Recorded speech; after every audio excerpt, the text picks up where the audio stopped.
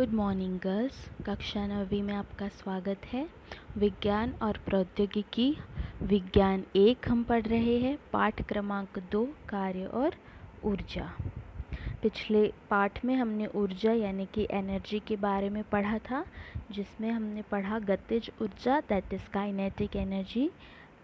आज हम उसका समीकरण पढ़ने जा रहे हैं। चलिए देखते हैं गतिज ऊर्जा का समीकरण। माना m द्रव्यमान का एक पिंड स्थिर अवस्था में है, बल लगाने पर वह गतिशील हुआ। उसका प्रारंभिक वेग यहाँ पर u बराबर 0 है। उस पिंड पर बल F लगाने से उसमें त्वरण a निर्मित हुआ और समय t के पश्चात उसका अंतिम वेग v हो गया। इस समयावधि में उसका होने वाला विस्थापन s है। अतः पिंड पर किया गया कार्य, हमें पता है कार्य का सूत्र W बराबर F गुणिला S। अब न्यूटन के दूसरे नियमानुसार हमें पता है F बराबर m गुणिला A। यह है हमारा इक्वेशन 1। इसी प्रकार न्यूटन के गति संबंधी दूसरे समीकरण का उपयोग करके हम लिखेंगे S बराबर ut plus half at square. ये सभी सूत्र हमने पहले पाठ में पढ़े हुए हैं, आपको याद होगा। परंतु प्रारंभिक वेग 0 होने के कारण u बराबर 0, तो u की वैल्यू हम इक्वेशन में पुट करेंगे तो हमें मिलेगा s बराबर 0 धन हाफ at स्क्वायर। सॉल्व करने पे हमें क्या मिलेगा, s बराबर 0 प्लस हाफ at स्क्वायर कितना होगा, हाफ at स्क्वायर। तो ये हो गया हमारा समीकरण 2। इसीलिए समीकरण 1 और समीकरण 2 से हमें क्या मिलेगा, W बराबर, हमें पता है W बराबर F इंटू S है।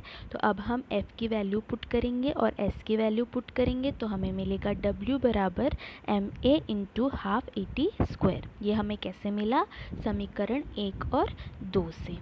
तो अब हमें इसे किस तरह से लिखेंगे, W बराबर हाफ m, आप यहाँ पर देख सकते हैं a इंटू a स्क्वायर है और t स्क्वायर है, तो हम दोनों को साथ में लिखेंगे ब्रैकेट में, तो हो जाएगा होल at स्क्वायर। तो ये हो गया आपका इक्वेशन नंबर 3।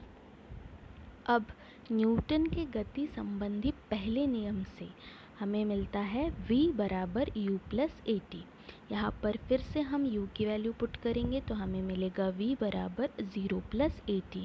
सॉल्व करेंगे हमें मिलेगा v बराबर 80। अब यहाँ पे हम क्या कर रहे हैं, स्क्वायरिंग कर रहे हैं इक्वेशन को, तो क्या हो जाएगा v स्क्वायर बराबर होल 80 स्क्वायर। ये हो गया हमारा इक्वेशन नंबर 4। हमारे पास इक्वेशन नंबर 3 क्या था, यस। तो हम क्या करेंगे, यहाँ पर आप देख सकते हैं हमारे पास इक्वेशन नंबर 3 में था W बराबर हाफ m at स्क्वायर। तो अब हम समीकरण 3 और 4 से लिख लेंगे W बराबर हाफ m at स्क्वायर की जगह हम लिख लेंगे v स्क्वायर।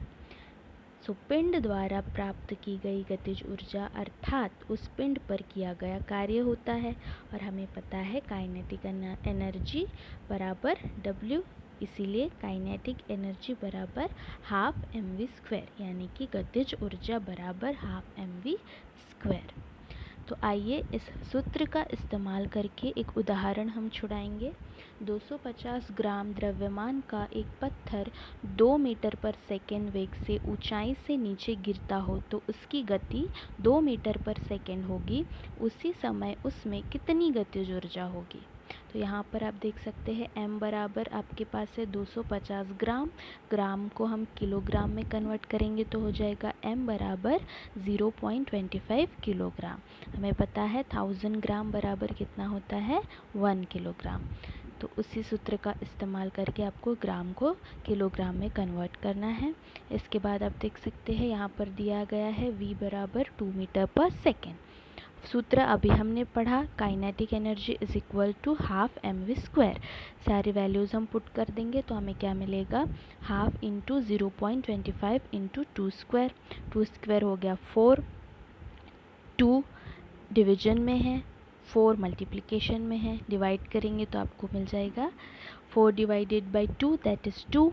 अब आपके पास क्या बचा, 0.25 इंटू 2 मल्टीप्लाई करेंगे तो आपको आंसर मिलेगा 0.5 जूल। इस तरह से आपको ये उदाहरण छुड़ाना है। होमवर्क है आपके लिए, कॉपी में नोट करेंगे इस उदाहरण को और उसी के साथ गतिज ऊर्जा का जो समीकरण हमने पढ़ा है उसे भी आप लिखेंगे। उसके साथ ही आपके लिए एक प्रश्न है, थोड़ा सोचिए। किसी गतिशील पिंड का द्रव्यमान 2 गुना करने पर उस पिंड की गतिज ऊर्जा कितनी गुना होगी? दिमाग लगाइए और इस प्रश्न का उत्तर ढूंढ कर निकालिए। मिलेंगे हम अगले वीडियो में। Thank you.